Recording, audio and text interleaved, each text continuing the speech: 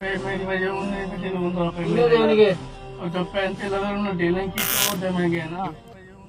وخت کې مونږ په سند کې موجود یو. زمونږ یو پښتون رور فضل جان کم نه چې به تاسو خبر یې هغه کډنیپ شو په یو جالسازۍ یو دوکه باندې هغه دلته راغو. د هغې نه پس هغه دلته کې دې وخت کې د داسې ډاکوانو په قید کې دی چې هلته کې د چا هم ریټ نشته. ډېرو خلکو موږ ته دا وی چې یاره د چې دی نو یو جینۍ پسې تللی دی نو دا کار شوی دی. اوس موږ سره په دې هوټل کې داسې کسان موجود دي چې د هغې فیملی چې دی د هغې کس دلته کار کولو او هغه هم کډنیپ کړی دی.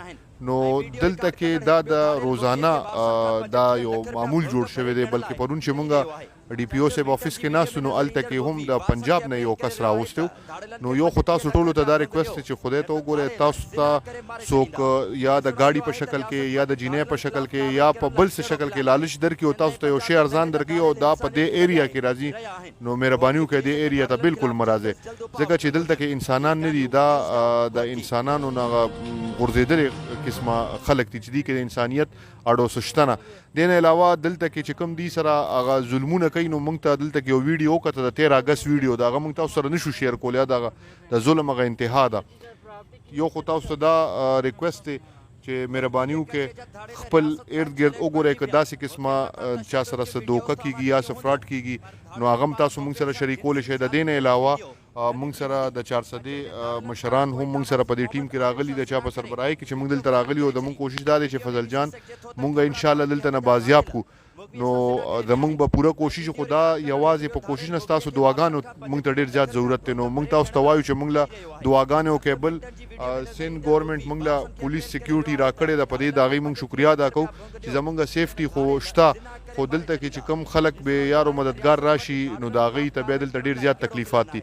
اجي صاحب ما سره ناست دی هغې به هم تاسو سره د خپل خیالاتو اظهار کوي د کیس حوالې سره او څه حالات روان دي یا څه پوزیشن روان دی او دې حوالې سره به هم دی تاسو سره لږ شانتې خبرې کوي. اجي صاحب تاسو ویل غواړئ نن 14 اګست هم نو او 14 اګست چې دی په دې ملک کې موږ د ازادۍ ورځ مناوو چې یاره زموږ ملک آزاد دی او هر شهري آزاد دی او د ازادۍ ورځ چې دی نو هغه ډېر شوق سره موږ مناوو. خو دلته کې زموږ یو ورور چې دی نو هغه 2 میاشتې وشوې چې د خلکو په قید کې داسې د پښتنو وي چې زموږ هم 2 میاشتې وشوې چې زموږ کس هم په قید کې داسې د باجوړ نه یو کس رابطه وکړه چې زما ورور هم د دوی په قید کې دی.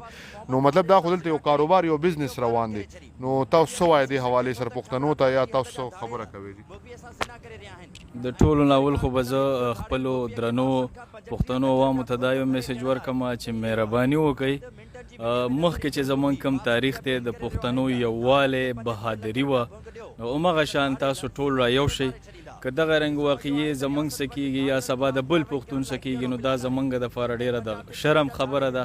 په کار ده چې زموږ پښتانه په دې کار باندې دا کم چې د فضل جان سره شوی دی په دې باندې اواز اوچت کړي او هر فورم باندې که سوشل میډیا یي که چا سره سیاسي تعلق یي که هر ځای کې نو او زه دغه ملګرو ډېره شکریا ادا کوم کوم چې د موږ پسې د هغه ځای نه میسیجونه کوي رابطې کوي او زموږ دپاره دعاګانې کوي او دا غواړي چې تاسو په دې میشن کې کامیاب شئ او فضل جان رها کوي.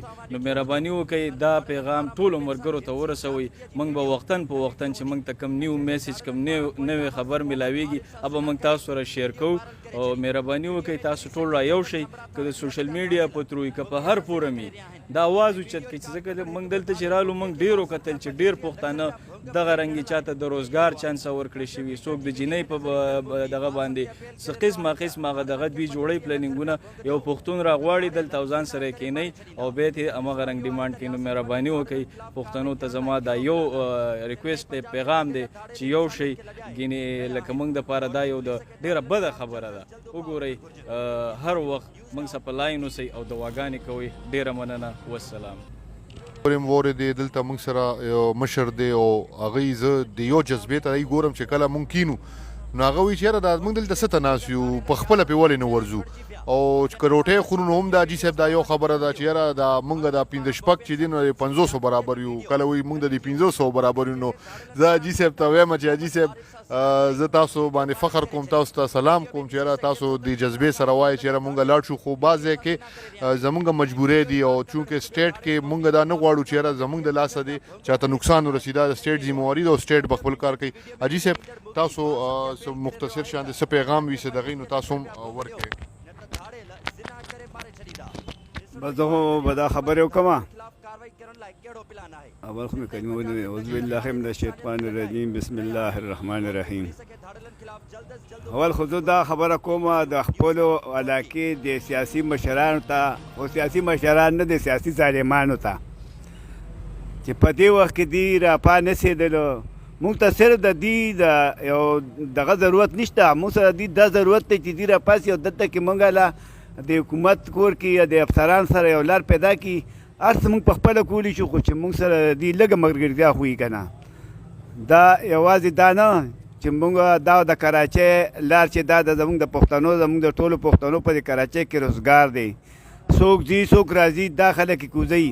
په دې هوټل کې چې موږ ولیدل نو دا 4-5 کیسې خو په دې 2 میاشتو کې لکه څنګه زموږ دا نو داسې 5 نور هم دي.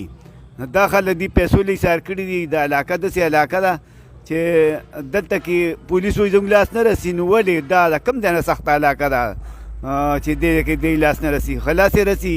خو دا یو دغه منو د پولیس چې مونږ سره کومه سکیورټي راکړې ده او کوم لکه د مونږ ته خط تابعدارۍ کې ولاړ دي، نو په دې ته خوشحاله یو. مونږ د خپل پولیس نه هم دا ګیلې نه کوو. دا هلک چې راغلی دی کې زموږ د پولیس څه قصور شته نه. لکه خو اوس ترې نه خفه په دي چې زمونږ افسران ناپاس او دې افسرانو نه غوښتنه وکړي چې ستاسو په علاقه کې زمونږ یو هلکه غوا شوی دی، ولې نه راکوئ؟ نو دې ته جبرني هم غوښتې شي. نو په دغه وګیلت یې کوو. نو په راوستو کې زمونږ د پولیس غلطي نشته. خو دې وخت کې غلطي مونږ دا کوو چې زمونږ د علاقې پولیس جرنیل شو، سی سی پي صاحب شو، ډي جي صاحب شو، زمونږ ډي پي او صاحب شو، نو ټول دې وخت کې د دې نه جبرني هم د خپل سړی غوښتې شي چې دا مونږ له راکړې. او که نه داسې نه نو دا خو د صوبې جنګ دو، بیا به مونږ سندیان نیسو او هلته به یې بوځو. نو بیا خو به د 2 صوبو په منځ کې جنګ جوړ شي. نو چې دا جنګ جوړ نه شي او د افسران او د سیاسي مشران په خپلو خبرو سره دا حل کړي او بس راشي او زمونږ یو مدد وکړي او مونږ د دې ځای نه تش لاړ نه شو او دا پدرجان مونږ ځان سره بوځو. نن 14 اګستو خلکو خوشحالي مناوله، خو مونږ په غم کې تېره کړه. چې مونږ په دې غم کې تېره کړه، که تش لاړ شو نو دا به څنګه زموږ دپاره به ډېر د بدنامۍ خبره وي او دا به د ټولې پښتونخوا دپاره بدنامۍ خبره وي. نو مونږ ټولې پښتونخوا ته سوال کوو چې په هر جومات کې څوک مونځ کوی نو مونږ دپاره دوا وغواړئ او د پدرجان دپاره هم دوا وغواړئ. ځکه چې دا هغه یو غریبې کورنۍ دی، کور یې خپل نه دی، ماشومان روڼې دي، دی ډېرور سړی و. نو ماښامه پورې به خپل دیاړي وګټله، دا کور خرچه به یې کوله. اوس د کلي د خلکو خیر ته ناست دي هغه ماشومان. کلي کې خلک زکات وباسي نو د هغوی کور ته په خپلې روټۍ لېږي. نو نن مخکې خپله خو پردی ته ناست دي. نو دغه ماشوم باندې هم لږ رحم پکار دی. د دې ماشوم په ځای کې راپاڅېدل پکار دي چې د هغه په مور او د هغه په دې وړو وروڼو. مونږ سره یو ماشوم ورور راغلی، د هغه نه کشر دی. مونږ چې هغه ته ګورو نو چې روټۍ ته کښېنو مونږ کله هغه ته وګورو نو مونږ یو ملګري له روټۍ خوند نه کړي، د هغه روټۍ خوري سترګو کې اوښکې ګرځي. نو ډېر د افسوس خبره ده.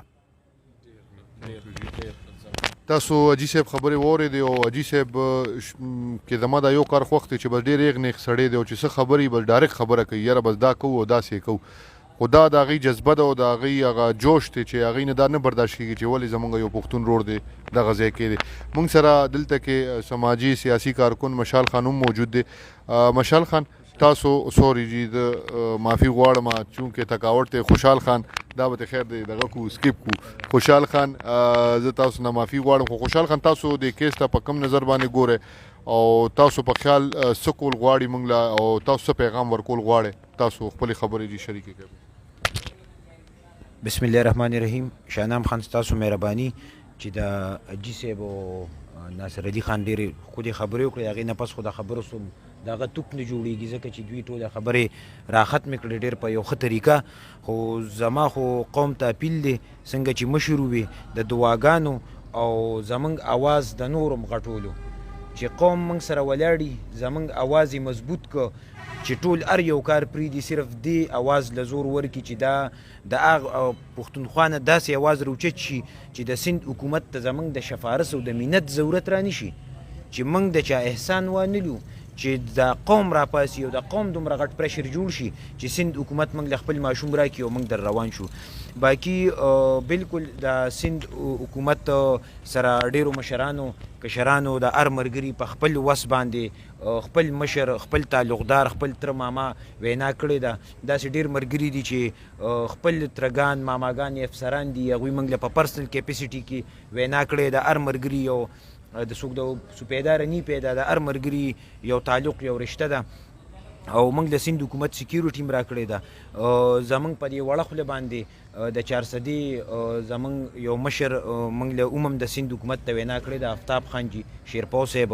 نور هم داسې ډېرو مشرانو څنګه چې د مشر اجي صاحب غوښتنه وکړه د اشنغر د سیاسي مشرانو نه، نو بالکل زه به هم دا خواست کوم چې یوازې دا جرګه یوازې آفتاب خان یا یوازې بل یو داسې مشر په دې نه دی پړ چې لکه موږ به منډه وو. دا د دې ټولو پښتنو یو اواز دی، یو مثال جوړ کې خرابیږو روکیږو خپل تاریخ بیلو. نو موږ له نه ده پکار چې موږ تاریخ وبیلو.